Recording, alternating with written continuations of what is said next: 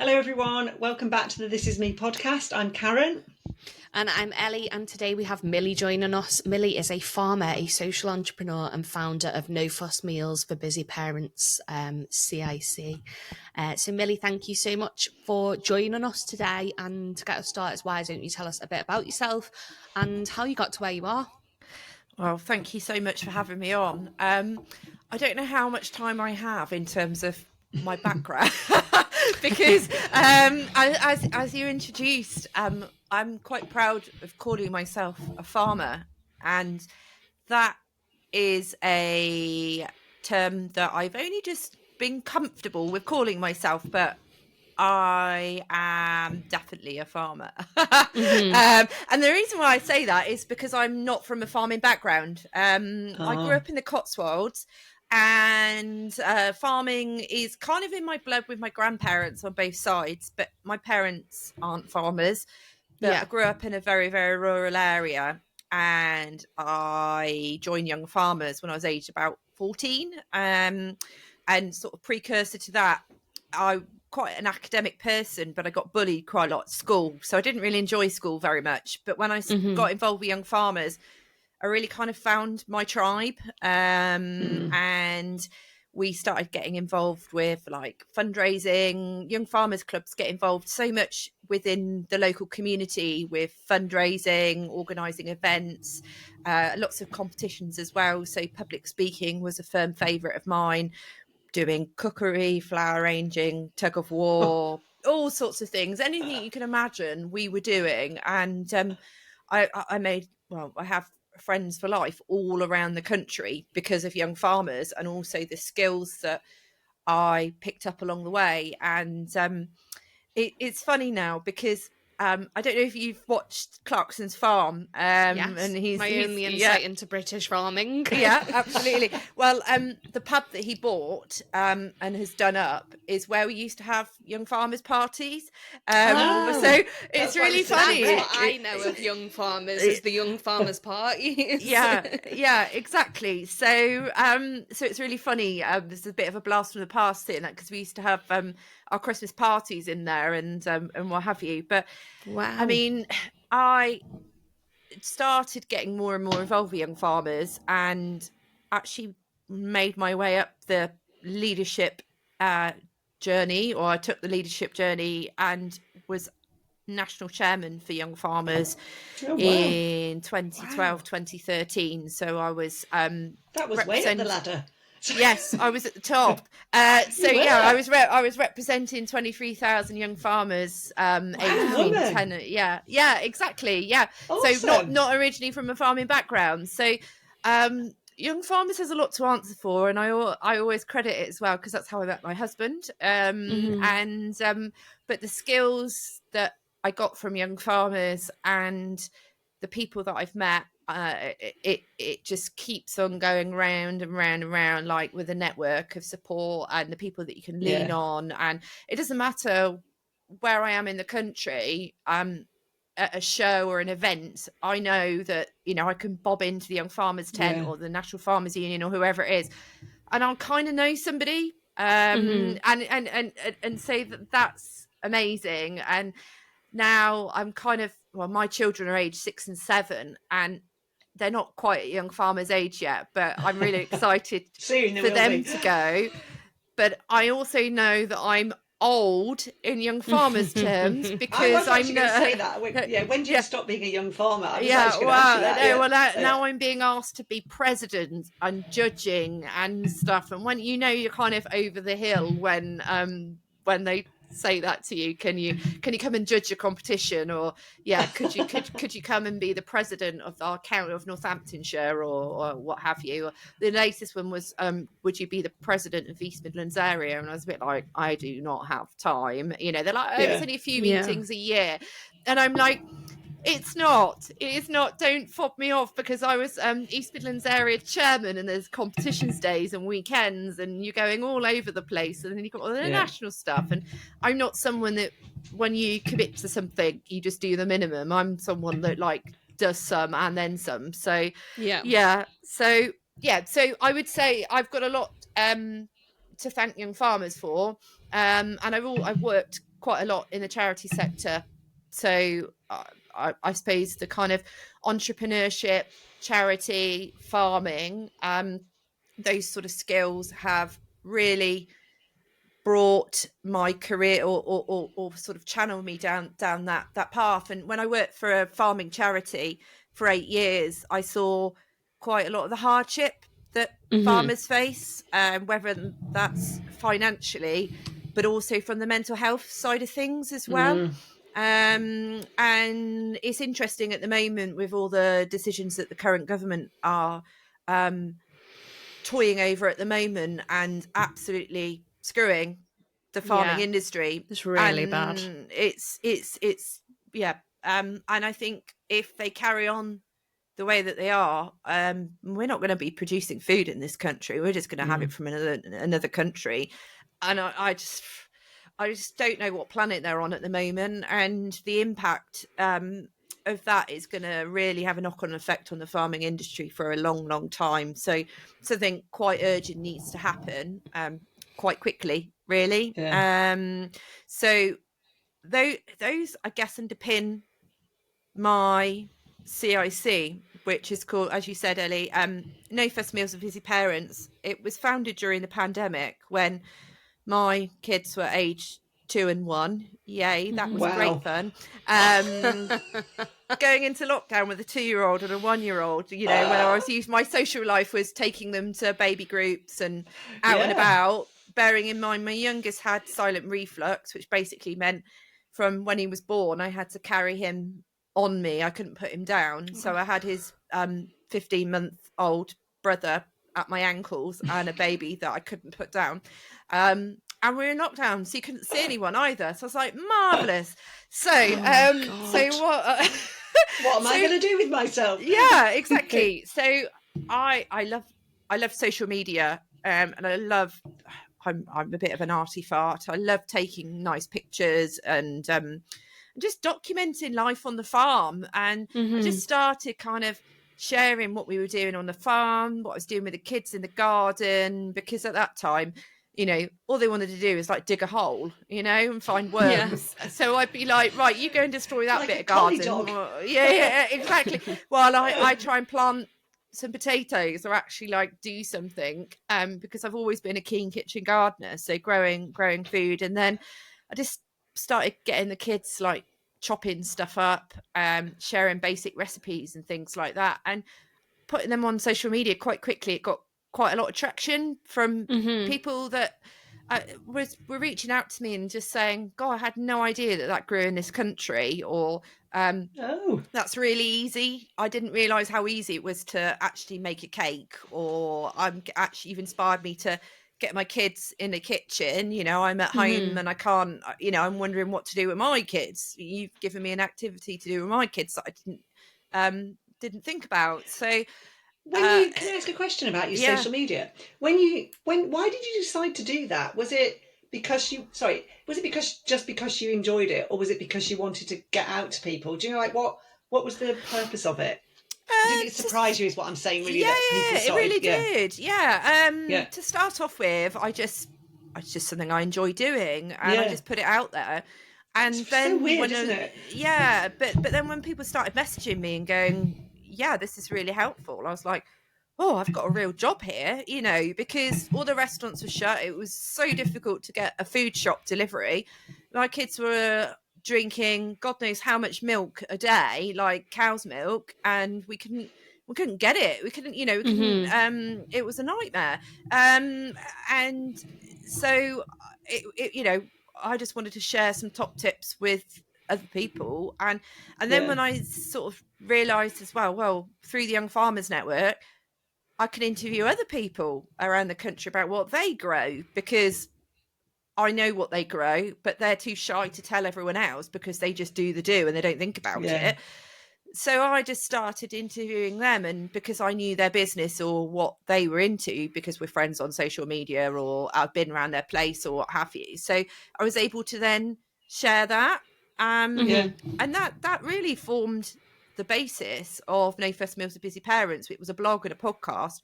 And then I went on the Windsor Leadership Programme 3 years ago. I got funding to go on it because it's quite expensive. And it's about 5 or 6 grand, I think. I was sponsored by the Farmers Club Charitable Trust to go on it. And sitting in a room full of lots of very successful people within their careers. But one thing I noticed what differs, there was, 25 of us in a room. I was the only person that was self-employed. Everyone else was in the army, in the navy, in the police, in charity and stuff. So they had the safety net of pay, regular pay, sick pay, holiday pay, all their companies or whoever were paying for it. Whereas I had to obviously apply for my funding. I had to put lots of, evidence together to, and also. And when you were on it, you weren't earning. No, exactly. And they say you've got to be present for the whole time. You're not to take phone calls, you're not to do emails because you've got to be there. And that was really hard. But the one thing I came away, because what I should also say, oh God, because I'm that entrepreneurial person. So, during COVID, I was running my own PR and marketing business. So I suppose in answer to your previous question, just because, so that was what was paying me, because I'm good at social media. Other people said, well, can you do that for me? And I'd be like, all right, I'll do that for you, but you've got to pay me. And that's really where that business came from. And I was a victim of my own success because I had I had far too much work going on. And I had really good months. I was bringing in 5 or 6K a month. And I was like, oh, yes. Which is pretty good for doing social media. It was amazing. Awesome. It was great. It was great. But I was a crazy busy fool. And what I was then getting annoyed with was the fact that I was doing everything for everybody else, but not any. Although I was earning good money, I wasn't getting the kind of drive that I get from making a difference. And it was kind of the last thing I did at night, or it was just a quick rush job. So it wasn't up to the normal standard that I was used to doing. But obviously, it wasn't paying me, so of course I couldn't put it to the front because. It was a blog and a podcast, and it was costing me money because I was working with a podcast editor, and obviously time interviewing and editing and all of that. Yes, it was great because I was learning a new skill and I was increasing my profile, but actually, well, in a roundabout way it was, but in monetary terms it wasn't earning me anything. And like we said before, you've got to put food on the table. We've got bills to pay, and we're renovating our farmhouse as well. We moved in 10 years ago. It's Andrew, my husband, his grandparents' farmhouse, and it's when we moved in, it was like a shrine to them, and they died 20 years ago. So there's just shit everywhere, basically, and really, really, really dated, and no money's been spent anywhere. There was no insulation, the window, so I needed to be bringing money in because there was all these things that needed doing as well, and also because before kids, I had quite a high profile job, so I was used to earning. So what was your job like? So pre-children, BC, as I always say. So I was chief executive of the Beef and Dairy Shorthorn Society, so based at Stoneleigh.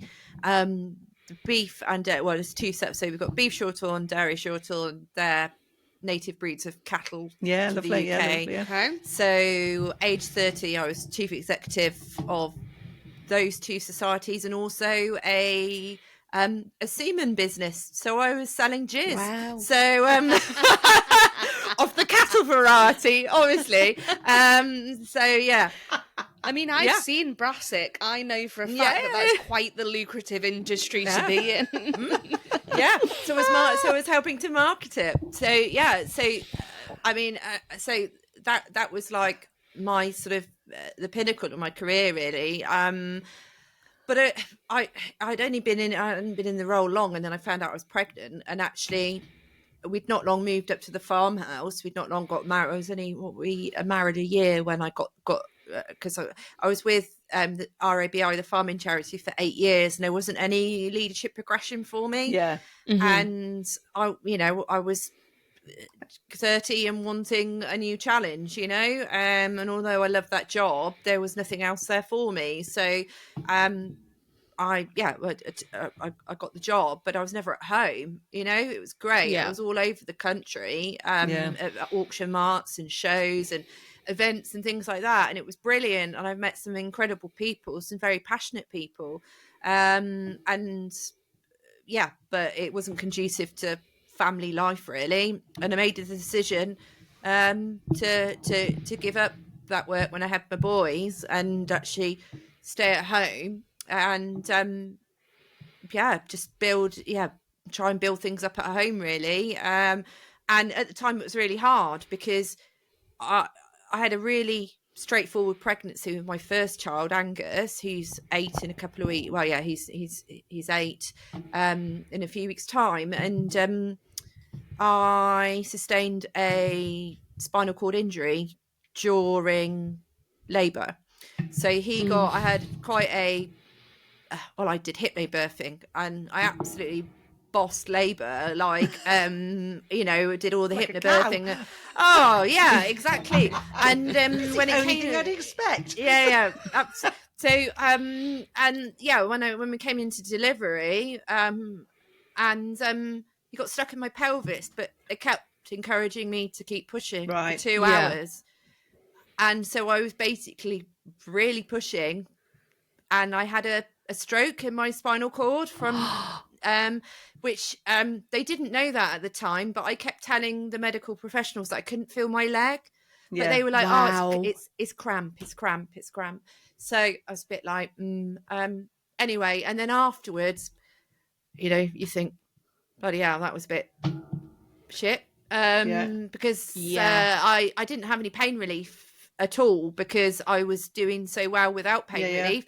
And then when he was stuck, and they decided that I had to go into theatre for a C-section, there was no one available to administer anaesthetic. So I just had to go through the throes of labour for another 2 hours until they could assemble a team to get me in to do the spinal block. And so all the damage had already been done. Right, before we go on to that, it doesn't happen all the time, Ellie. No, I know. I mean, that's like a catalogue of disaster. Oh yeah. And then afterwards, it's like, oh yeah, you should feel like this. This is normal. And I was a bit like, but I can't feel my leg. Oh yeah, you feel like that. And I was a bit like, yeah, my bum doesn't feel like it's in the right place anymore. Like, no.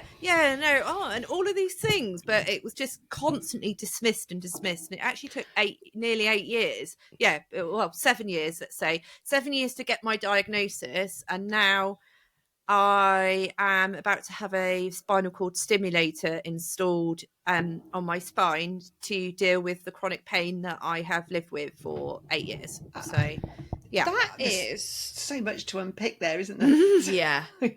Because not to say that anything would have been different, because I'm presuming by the time that you can't feel your leg, damage has already been done. To then go on from that point and to have it, I mean, I'm not being funny. We all know that birth's not like a walk in the park, but you don't often,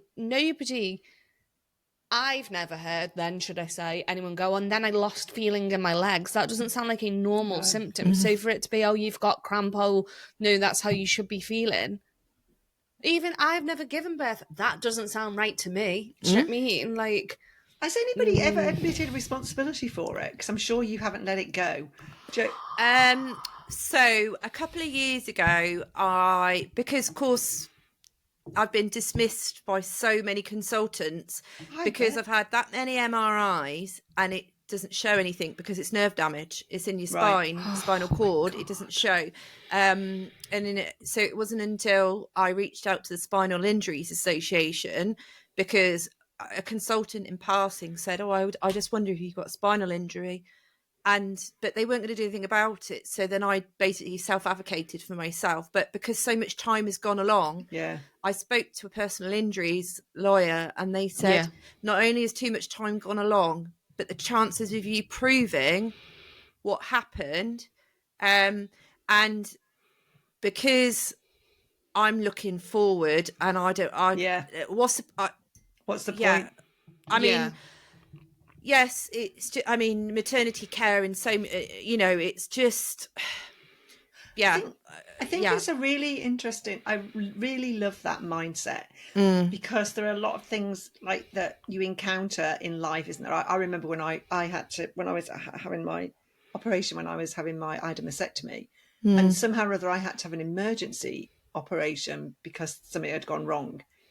I didn't really know about it at the time because it had been a really long operation or that. Like for a few years, I was like, oh, I need to find out why. And then eventually you think, exactly to your point, but that's looking back. That's going to take me to a bad point. Are you now like feeling like that you can I'm sure you are, but that you can look forward and this new thing they're going to give you is going to help with the pain? Do you think it's going to be a positive time for you? Yeah, absolutely. Well, so how we've come to connect for this podcast is through a wonderful lady, Claire Barnett, Claire Hewer Barnett, who I started going to her yoga and her Pilates classes because through my pain journey and in trying to seek what help I could, one of the suggestions for managing my pain was to go and do Pilates and build up my core strength. And Claire has that wonderful way with people, and it really helped me because I realised because I have nerve damage all down my left side from basically under my armpit all the way down to my big toe. Because I didn't for so long, I haven't been able to walk properly. I weight bear on my right side, so you're going to overcompensate, aren't you? So my balance is terrible. So yoga really helped with that, and also the Pilates were building up core strength, but also it was another kind of ammunition when I was going to the consultants going, look, I'm doing yoga, I'm doing Pilates, I have done acupuncture, I've improved my diet, I've done everything I can, and I'm still in pain. And I've been taking, I was on Oromorph, I'm on two very, very strong, I'm on duloxetine and naproxen, and then constantly. I have to take twice a day, every day, because I went out last night and had a good time. I didn't take my meds last night, so I am feeling it today because you're not meant to take it with alcohol. So I was a bit like, I would like a glass of wine last night. So actually, you have to weigh that up. But I now also have to take other medications to stop the symptoms. Because taking them, it bungs you up stomach, basically. So I have all of that, but also because I take naproxen all the time, I have to take lansoprazole so that I don't damage my stomach lining. I know about that, not because I've had it, but I've had a friend that has, and it's like a Molotov cocktail. And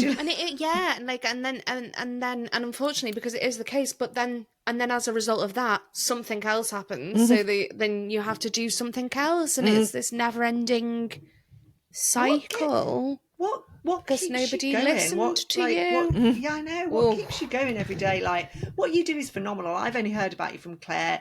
But when you look at what you do and what you've done, it's awesome what you're doing. But where is that mental toughness coming from? That, you must be sitting here now and you must be thinking, ow.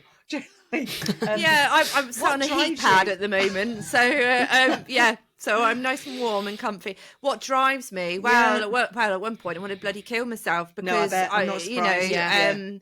Because trying to get the answers, when something's wrong. You've got two young kids that aren't sleeping. Your husband's out the door at 6 o'clock in the morning. My parents live a couple of hours away, and we're in the middle of COVID. Fucking marvelous, and being gaslighted by medical professionals and all of that. But obviously my kids, but also being involved in the farming community and cooking meals from scratch and whole food and share. It's not rocket science, but we've come so far removed from food a lot of it is to do with ultra processed food and marketing of it. And because we lead such busy lives, and like my mum didn't work when she had me and my brothers, so she raised us until, you know, we were at primary school, and then she went back to work for a bit. But we don't have that luxury. There's not, I hardly know any of my mummy friends. They all work, you know, and they've worked, and it's really hard because you have to make that decision because you still have so many bills to pay, things to do, and the mental load is just it's insane. And it's like all the emails that you get, and you've got to respond to this, and now they're at school, it doesn't get any easier because I'm then got to make sure that tomorrow they go with a packed lunch, but then they need to go with their wellies, and then the next day they're going swimming, and then it's bonkers. So it's constantly, you've got to be on it. And but my husband's quite a traditional farmer, and I think he sees or used to see, he's now got it. It's taken a lot longer. Oh god. But like that, I'd be like the farmer's wife at home raising the children, and but That's didn't have any money. And also you don't give the vibe that you like everything that you've said, because I probably will come on to ask you about like the entrepreneurial side of yourself. You don't strike me as the sort of woman that's ever gone, and then I will settle down and become a stay-at-home mum and raise my children in the farmhouse. So it's interesting that it's taken him a while to not see that side of it. Yeah, especially when he probably met you when you were chairman of the Young Farmers. Yeah, well, yeah, exactly. Yeah. Oh, I know. You were giving all the clues out, weren't you? Oh, I know. And I mean that he's kind of like, I think I think he probably sees things through how he had quite, he was a traditional farming family where, there's a lot of people around, and, his grandparents lived across the yard. So they were kind of free childcare. But it's just we're a good team now, And I think now the boys are at the age where they're a little bit more self-sufficient, and he takes them to rugby. That's they love playing rugby. They're really getting into that. So he takes them to things like that. And that means that then I've got a Sunday morning to do what I wanted. It's like my time. I remember when our oldest started going to senior school and she had to get the bus straight away. Oh my God, it was great. Like it was one less kid to take somewhere and then take to. Laura wasn't very sporty, but she did other stuff. But Izzy is really sporty, so we were always somewhere. But I always remember when Laura had to go on the bus, even though it broke my heart because she was so tiny. Laura wasn't she? So little. I was like, I keep saying one that to less people. thing to do. Yeah, and then the hormones start. Yes. No, I think I've had it hard. So the boys are very outgoing, feral farm boys. So they've been on the go, but now they're at school and they love their rugby. And I kind of feel like we're at a place where I can. It's not that I haven't been me at all, but obviously I've had all of my health stuff, and then I've been building up my business enterprises and what have you. And I'm a bit like, oh, who am I? And that kind of self-care, because that's so important. And that's why Claire and I just a sports massage, or just had the lymphatic massage with her as well, just to see how that was going to help me. And now I'm on this pathway. I go down to London for my hospital treatment. It's an NHS hospital, but there's only 5 centres in the UK that specialise in neuromodulation, and they're absolutely incredible. So I've got my tech day on Thursday, so I've got to go down and they explain all the different devices. Awesome. So it's another hoop to jump through, because to be honest, it will be useful, but obviously because Claire also introduced me to somebody else who already has a stimulator, but I've already been told I'm probably going to end up having an off-label one. So although I've got to do this thing on Thursday, what they tell me and what I have are going to be 2 separate things. But I'm a bit like, whatevs. So, and then I've got to assume, I don't care. Yeah, exactly. But it's like, oh, what have I got to do next? But I mean, obviously it's costing the NHS a lot of money. I dread to think how much it cost to have it done privately. And if I could look back, 10 years ago, when they asked you what would you do differently, I'd get private medical insurance and put and have that as part. But then obviously when I was working for other people, that wasn't one of the perks. It's not exactly. It's like we were just talking to somebody else when we were doing a podcast about hindsight's a wonderful thing, but you said it earlier, at that moment, at that time, that's what it was. And I think I love your attitude that it's, well, I'm in control of me now, and this is me, and I'm going to live, not necessarily always about the future, but I'm going to just deal with what they're putting in front of me now. I think it's an amazingly courageous. Because tell us a bit about your no fuss meals. I mean, we haven't really got onto that. So to recap, so after I came back from the Windsor Leadership Program, I set up as a community interest company, so completely not for profit.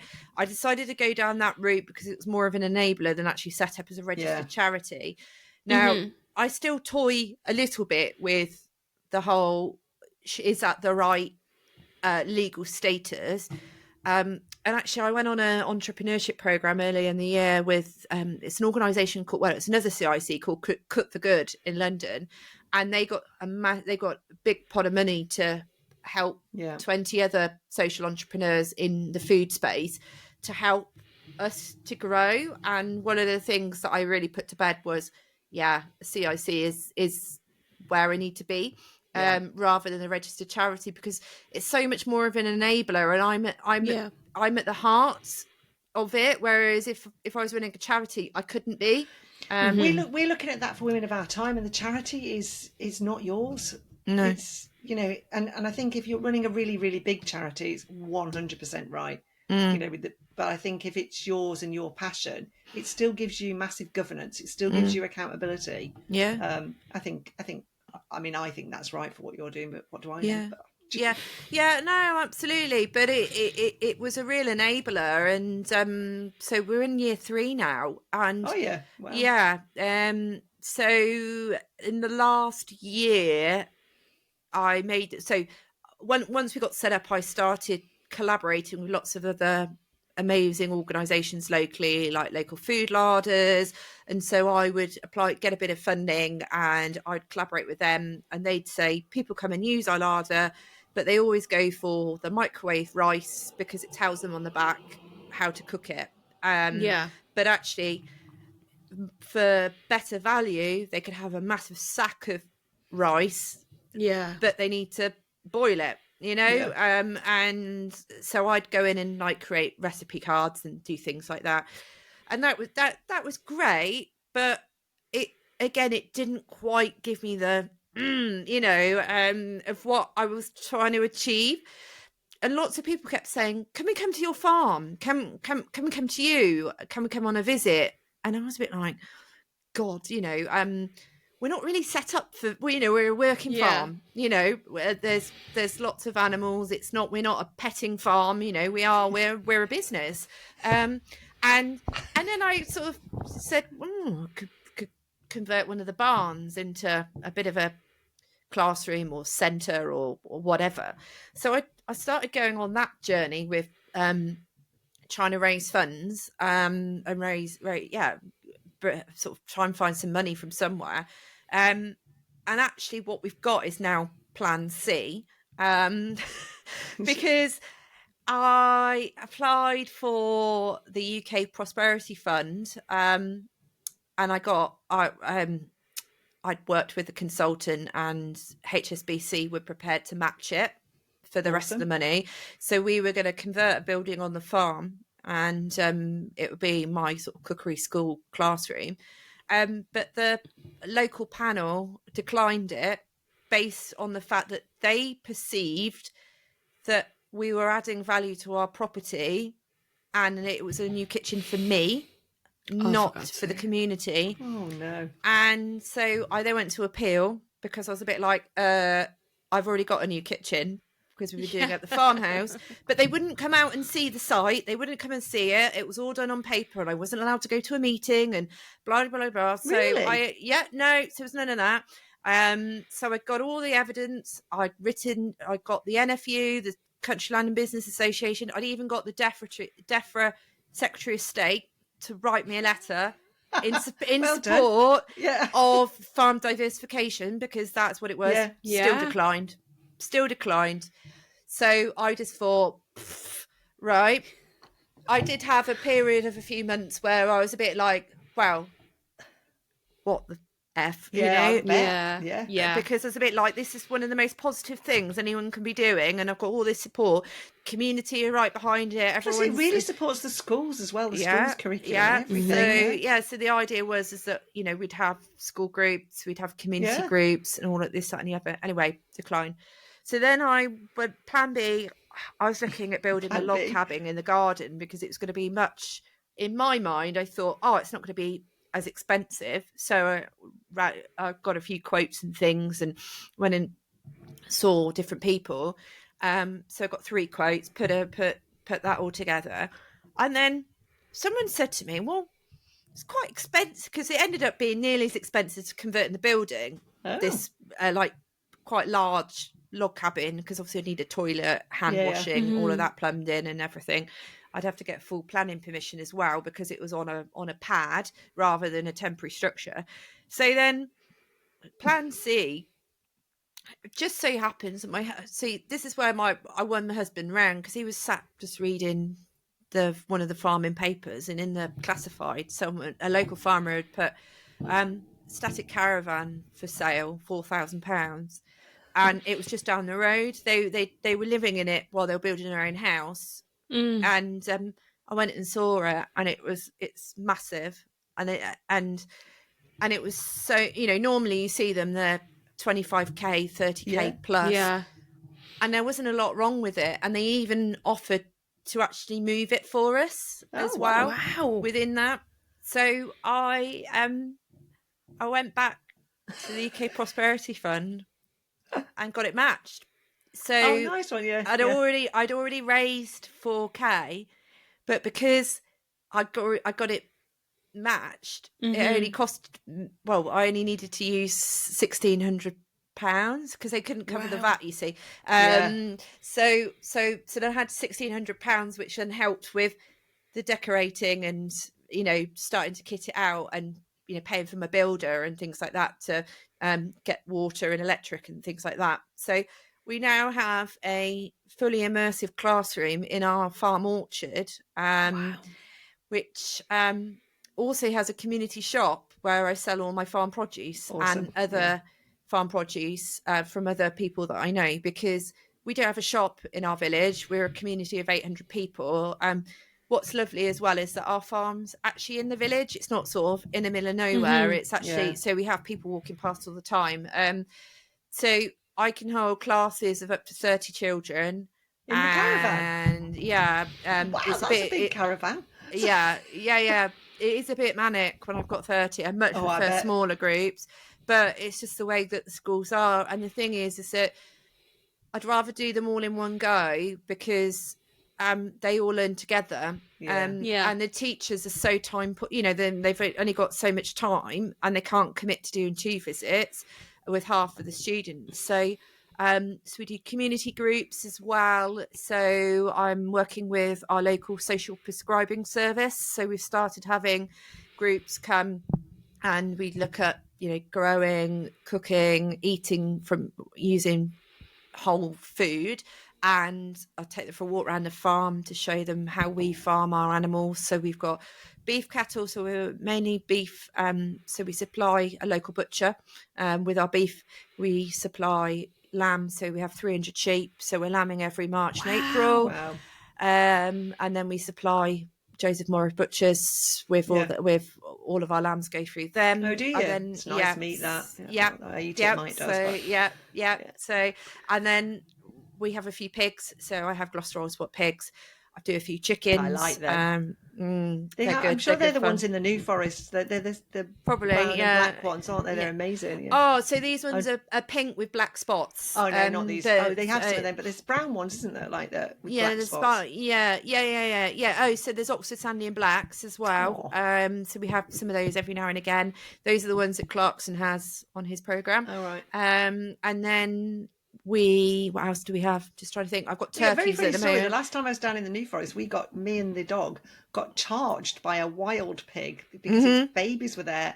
It was utterly terrifying. I didn't realise they could run so fast. Yeah. Maternal instinct. I was thinking, oh my God, because you see all the murders, don't you? They're going to eat it. There's going to be no bones left. No, I know, because they do eat honestly. They do. I can confirm it. It's terrifying. Millie, when do you sleep? Yeah, I know. Seriously, good question. Yeah. I get a good 8 hours in a night. That's pretty good. One of the things that I found out, I'm just going through an ADHD diagnosis at the moment because I don't switch off. I can tell. And the only reason why I'm doing it is to help with my own self-care, because again, I think I might have a few aha moments, and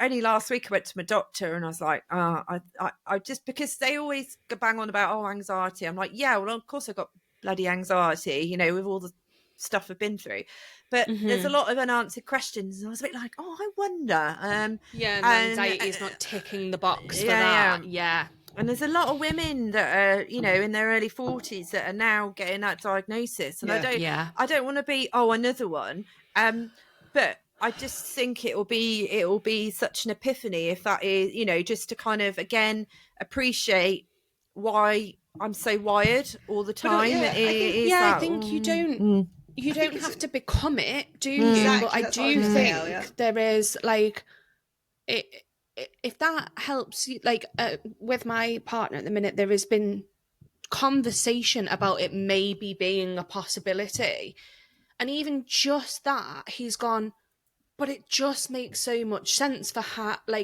and even if it's nothing else other than now I understand how that I actually am processing things differently. Well, that can only help, can't it? And I have big opinions on this as well, because it isn't all who you are, and that's what Ellie's saying. No. There's a lot more of you than possibly ADHD stuff. There's your character, there's your nurture, there's your nature, there's your all of those things. And I think Ellie's right. I think it's if it helps you understand how to best take care of yourself, it can't be wrong. No, it can't. Yeah. So I worry about some of the ADHD stuff because, and Ellie hit the nail on the head, people then say, that's me, that's who I am. No, it's not. It's how you process things. And I think if that helps, I think self-awareness is massive, however you choose to do it, because Definitely. You've got such an amazing mission and such a vision, and it is amazing. But you are in danger of burning out, aren't you? Yeah. Big time. Yeah. I mean, when I we opened the classroom in July, and then I kept on one of my PR clients all along the way, and it was the one, because I needed the money, and I loved it. I loved it, but I was basically doing what was supposed to be 10 hours a week for them, but it's basically almost like a CEO role, but on an admin assistant wage. Yeah. And it was an enabler, but I needed it like a hole in the head. And I made that leap, and I handed in my notice, and so I became not effectively unemployed, because I've self-employed, but I mean is I went from having a regular 1,200 quid a month to nothing guaranteed. But part of the push as well was we got national lottery funding. Awesome. It wasn't a life change. We got the awards for all, which was about £16,000, and I was a bit like, shit, I've actually got to do this now. And I thought, I can't, how the hell am I going to do all of this when I'm still working for other people? Yeah. We've got the farm, we've got the kids, and do you know what? Just concentrating on just this. Oh my God. Like, it's been amazing. And then because I've now got I'm on the pathway with a spinal cord stimulator, I've also lost 3.5 stone as well. Wow. So I feel bloody amazing, because not only do I look like I looked before I had kids, although I'm still in a lot of pain, I've got a plan, and I've now got the classroom open with being funded. Yeah, it's hard work. I'm like a full-time trust fundraiser at the moment, filling in the forms. And one of the things that I want to do is, which again, the Cook for Good entrepreneurship program has helped me, is gone more into that corporate social responsibility model. And I've now got that refined, so I can go for either environmental social responsibility and corporate social responsibility, or go for like social investment stuff like that. Because it opens up some different doors, doesn't it? And grant funding is not guaranteed, and I can't live like that where it's not. And I just need to build up more cash to get by, and then I can employ other people to help me, because I've got lots of things that I need help with that I'm just identifying at the moment, because again, now we're open, I'm like, well, the schools want to come, or the community groups want to come, but then I want to do the corporate wellbeing sessions, which is what will really pay well if we can get it going, and within that the corporates then sponsor the school groups, and we get like a bit of a yearly, if a corporate can do that year on year, obviously schools are always going to have new groups year on year, and if I can match a local business with a local school through our program, then that will help us to sustain ourselves long term. So that's where I'm at the moment, so which is exciting. It's exhausting listening to. Well, I think that one of the things that is at the centre of Women of Our Time is it's really hard being your own boss. And there's a lot of people in the Women of Our Time tribe that we can help with. Because if each of us has that little, we call it the womaniverse, like the womaniverse, so we're all connected. Actually, we can make a difference in this world together. And I think what you're doing is so needed. It was making me laugh when you said, my mom always cooked from scratch. It was really basic stuff. There wasn't a single solitary. And then we all went to crap stuff. But isn't that crazy how quickly that's happened? Because we never went to my nana and granddad's house, and there was never anything that hadn't been made that day. Apart from that awful ham she brought. Billy Bear meat, are you joking? It was the greatest thing on the planet.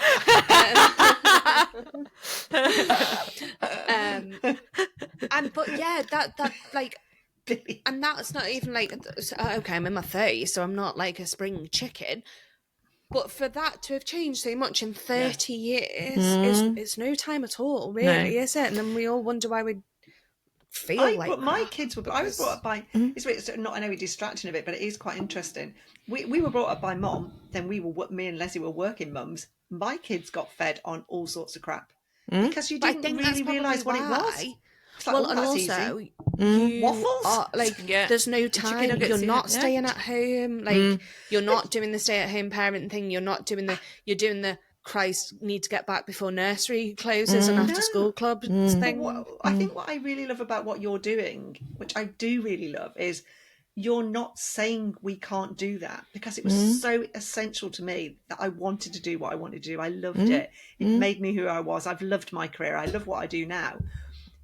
And I think what you're doing is saying you can not have it all, because I don't believe in that, but there are ways you can do it. And I love what you're doing, because what you're doing is you're not saying that women have to compromise, which I just love. Really love the ethos of it from a female's perspective, not necessarily the person eating it, because actually it's astounding what you're doing, really. Because what you're just saying is we can work because we want to work. because it motivates us. Why shouldn't we have to work? Why should we have to be at home just because we can then cook? I love it. Really love it.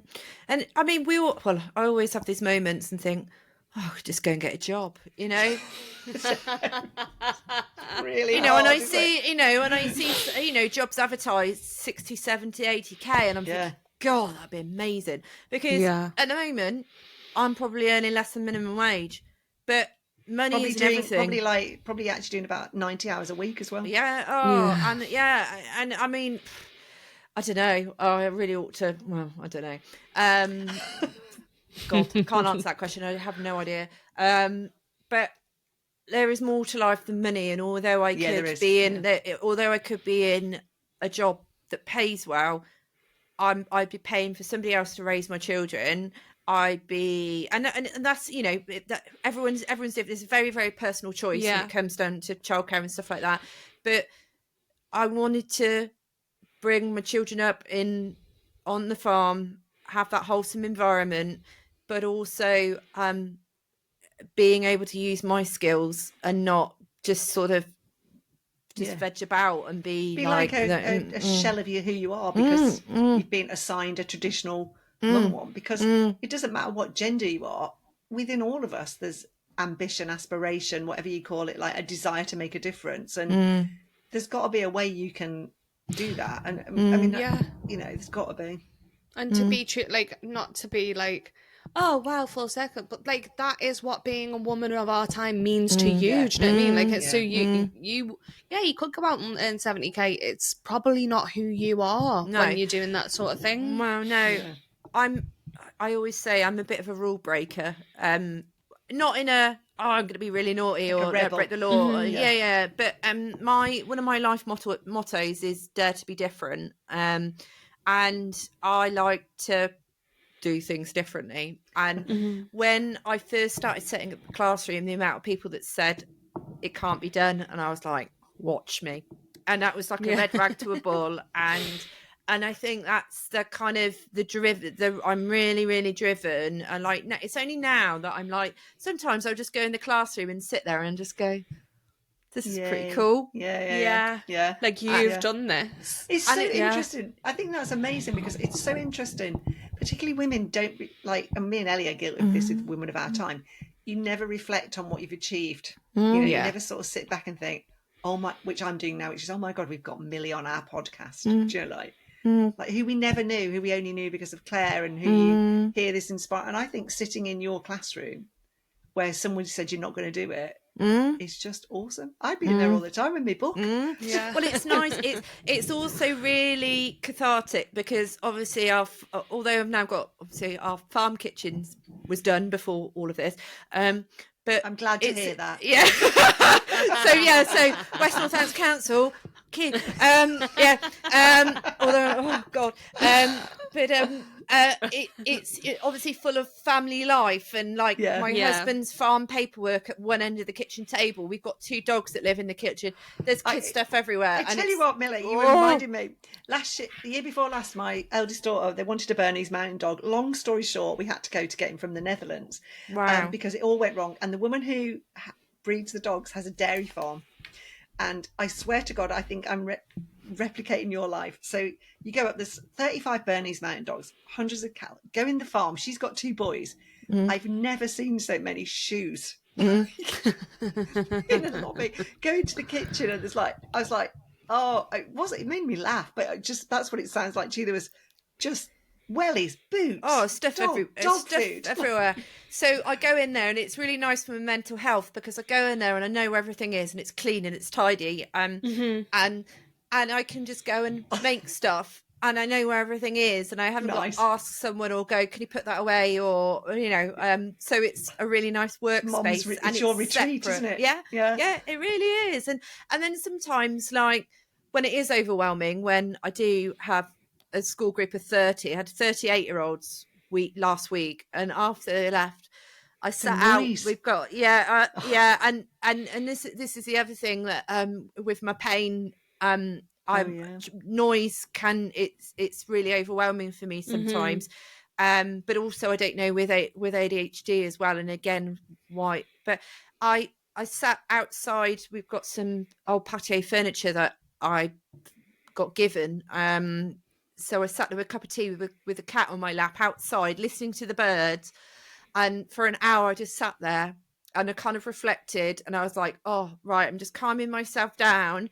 But also, I just needed to do that. And it's amazing just using nature as part of mindfulness. And I think there's a lot in that. And then I'm going to be able to share that with so many groups. And, and that's why I'm like, oh, God, my mind's going like, oh, I can do it because I'm really getting into foraging and all of that, So I'm like, so foraging is my thing now. I think it's amazing. Well, because we're nearly time to finish, but what I would say, and I'm sure Ella will say this on behalf of us, any help you need from us, shout, because it sounds amazing. You have a group of people that can help you, that can support you. It sounds awesome. And I think any help you need from the women of our tribe, just shout, because I think it's great. But you are absolutely right. At the centre of it, you have to take care of the person who's driving it. So it's been amazing to listen to. But we are at the end of our time, aren't we, Elle? So I know I could go on for ages and probably would. But we have to do another one right off the we've got someone else coming on right off the bat of it. So for the last question for you then is, if you had to pick a theme song for your life, what song would it be? Well, it's actually on my Instagram profile, because you can put a song against your profile. Gabriella Kilme, On a Mission. Oh, I haven't heard her for years and years and years and years. It's really empowering, and I don't think I've heard that song, so I'll have to listen to it. Well, we're going to do a playlist, aren't we, with all the things that people have put, like, so we'll create the This Is Me playlist, and then we'll listen to all the wildly different songs. We haven't had one song that's the same yet, have we, Elle? No, I don't think so. Don't think we have. No, you're looking for the song, aren't you? No, I'm not. No. Oh no, it's a bit of I don't even remember when it came out, because it was only in recent time I came across it, and I was a bit like, oh yeah, that's me. Me. It's just every now and again, if I'm I play it, and I'll probably, because it's just popped in my head, I was like, oh, after we stop recording I might wang it on for a minute, because it is and it just makes you think, and you're like, So one of the things that we wanted the podcast to be are a celebration of people's stories without any judgment, expectation, or outcomes from other people, and just a chance for you to tell your story, which is, as Ellie said, we've probably got another 6 hours out of this. But I'm quite emotional just talking, actually, because it's awesome. Honestly, it's been a privilege. It's I think, not to get too cheesy about it and things like that, but your story is incredible, and it is inspirational, and I'm really grateful that you've come on, because I've really enjoyed our conversation, and it's it's really. I'm just wondering what chapter of your story you're on. And how many chapters there are left. Well, there's a lot more in the tank. I agree. I agree. So brilliant. Thank you so much for giving your time.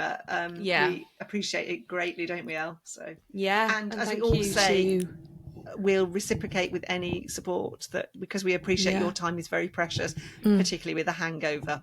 So, no, hangover,